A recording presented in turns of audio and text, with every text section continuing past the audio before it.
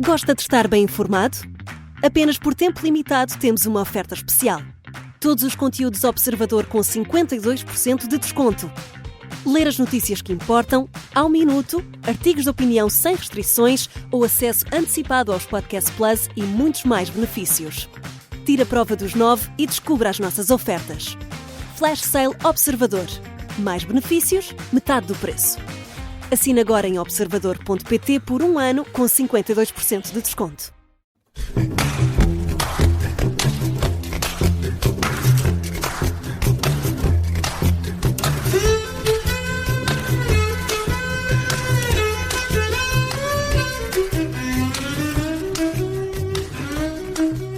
Os casais divorciados devem ficar amigos?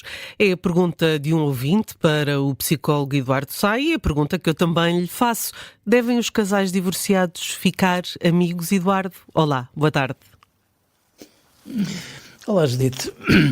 Ultimamente temos tido muitas perguntas destas, não é? Temos sim.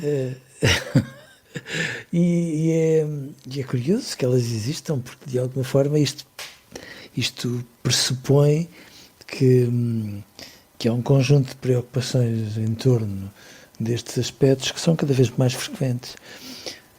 Os ditos devem ficar tão amigos quanto um divórcio ou uma separação permite que sejam. Uma separação ou um divórcio são sempre um bocadinho sangrentos e dolorosos, por mais que sejam de comum acordo, são sempre um bocadinho litigiosos. Ficam ali muitas farpas, às vezes, por resolver. E não é fácil, não é de facto fácil, até porque, às vezes, da parte de um dos elementos de um casal, há uma pressa muito grande para que fiquem amigos, como se fosse possível passar de um registro onde se namorava de uma forma convicta e contínua para um outro registro de uma amizade que se supõe que de alguma forma possa subsistir após uma separação, mas que também é verdade que nem sempre é possível, porque há separações muito difíceis, Judite. Há separações que são muito, muito dolorosas, por mais que uma pessoa queira minimizar, enfim, todas as arestas por aplainar, ficam ali muitos aspectos que é difícil transpor, até porque muitas vezes, e é por isso que eu, no contexto de uma separação, costumo sempre dizer, por favor, pensem 2 vezes, não digam tudo o que vos passa pela cabeça, lembrem-se que aquilo que escreverem no mail daqui a 10 ou 20 anos pode ser ou deve ser lido pelos vossos filhos e, portanto, eles precisam de continuar a ter admiração pelo equilíbrio da mãe, pelo equilíbrio do pai, mas às vezes não é possível. As pessoas reagem de uma forma muito acalorada, muito intempestiva, e aí torna tudo ainda mais difícil. Portanto, idealmente deviam manter um respeito mútuo, então quando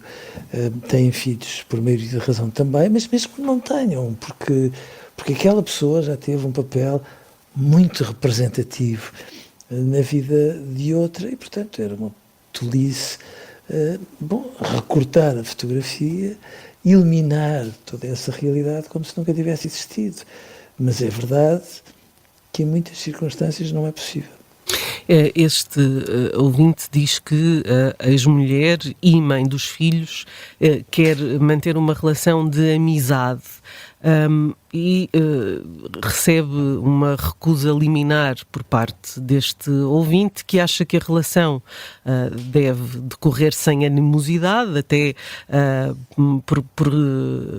exatamente porque têm filhos em comum, mas que quer manter a distância que lhe parece mais adequada.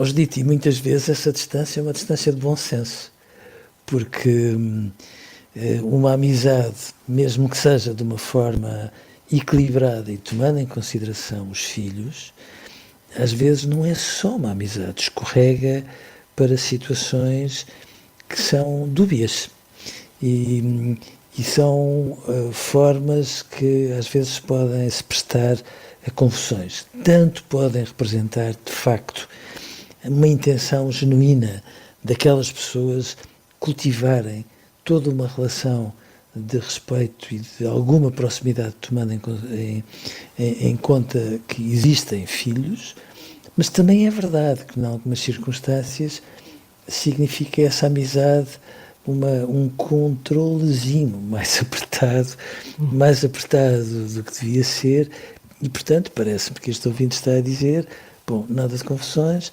eu não quero ser amigo dela, é a minha ex-namorada, a minha ex-mulher, a mãe dos meus filhos, é um estatuto muito respeitável que eu quero levar por diante, sem que, contudo, enfim, passe desta fronteira, o que não quer dizer que não possam conversar em relação às questões das crianças, um professor que está numa relação difícil com um dos filhos, ou uma constipação mais significativa que outro possa ter, mas nada mais do que isso. E se me perguntar, é mau que seja assim? Pois dito não, por uma razão simples, porque são duas pessoas diferentes, com expectativas diferentes, que depois vão ter que compatibilizar este momento comum, que se vai prolongar por toda a vida, de uma forma que seja razoavelmente cómoda para cada um dos dois, com ganhos incalculáveis em relação aos filhos.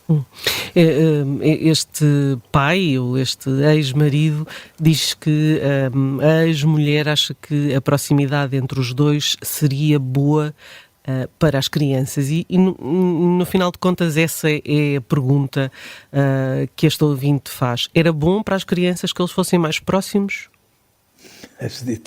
Nós já discutimos isto aqui de várias formas. Sim e não. É muito bom que eles percebam que a mãe e o pai, independentemente de se terem separado, continuam a ser de uma forma muito empenhada mãe e pai. É muito importante que percebam, até porque precisam de estar continuadamente a respeitar os pais, que os pais, por mais que tenham os seus ressentimentos, tenham a elegância de os preservar para si e de não fazer com que isso transborde para os filhos. É muito, muito, muito, muito importante que eles percebam que são um motivo muito precioso para que a mãe e o pai conversem, mas que não chega que eles existam para que a mãe e o pai estejam juntos.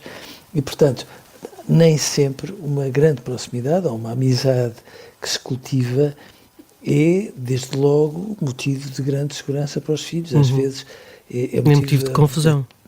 De muita confusão. Agora, sejamos razoáveis entre uma pessoa passar por um processo em que decide ou aceita separar-se, consumar essa separação com tudo o que isso tem de muito doloroso, em termos pessoais, em termos materiais, em termos familiares, tomando em consideração as amizades, tudo, até a qualidade de vida, em muitas circunstâncias, e, portanto, até que tudo isso, bom, essa poeira toda pose, as pessoas reformulem a sua vida, bom, às vezes precisam de algum tempo, às vezes precisam de muito tempo para que consigam passar a ter uma relação pacífica, de alguma amizade, razoavelmente tranquila, e, portanto, às vezes eu tenho muito mais medo quando se tenta, de uma maneira que não é muito genuína, não é muito verdadeira, ir muito depressa, para que se passe de uma relação em que se estava próximo, depois se fraturou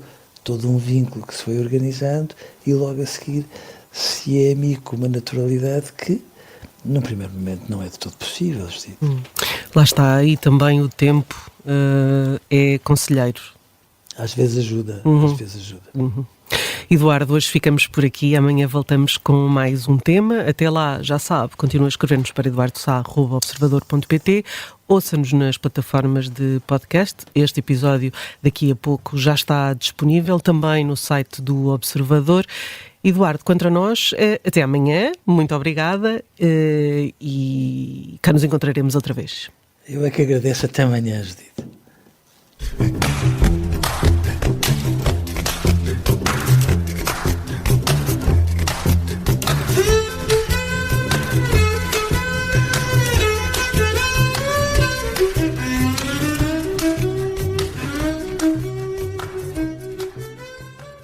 Se gostar deste podcast, pode seguir, dar 5 estrelas e comentar o episódio na Apple Podcasts ou no Spotify. Pode também subscrever e gostar no YouTube. Assim recebe uma notificação sempre que houver um novo episódio.